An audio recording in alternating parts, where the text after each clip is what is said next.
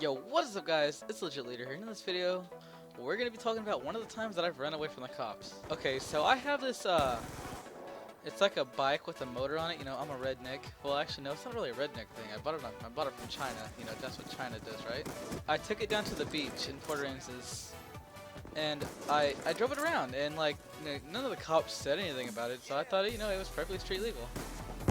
I drove that bitch around the island for miles. Cops never said shit about it. So after we got back from the beach, you know, a few days later, I thought that it would be okay for me to go drive down the highway. So my cousin Acer, y'all know him, he has this mini bike. It's like a, you know, just a little mini bike thing. So we decided, we were riding around and we got bored. So we decided to go on the highway. And we, you know, we got a good ways down there. And you know, we're coming back, swerving all over the highway and shit. And I see this white Suburban looking fucking thing. And like, for a second I thought it was a cop, but then I was like, no, it's not. But as we got closer, I started shitting myself and I was like, oh my god. So I just like waved, you know, like everything was normal. And then, so my cousin Acer, he's in front of me and he's like waving his hand like, let's go! So, you know, I topped that bitch out 15 miles an hour flying down that fucking highway. So I turned down the road. And my cousin's in front of me, you know, I'm flying 15 miles an hour, right?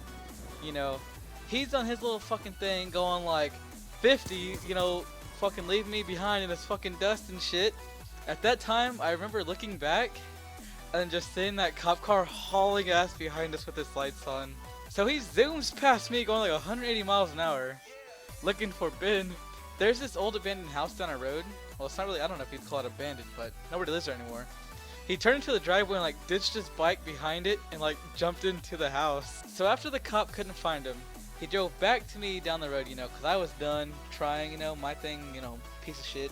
He was asking me who my friend is, but I thought he was asking where is he? And I told him I don't know. And he fucking cussed me out. He was like, tell me who the fuck he is or I'll fucking write you a ticket right fucking now.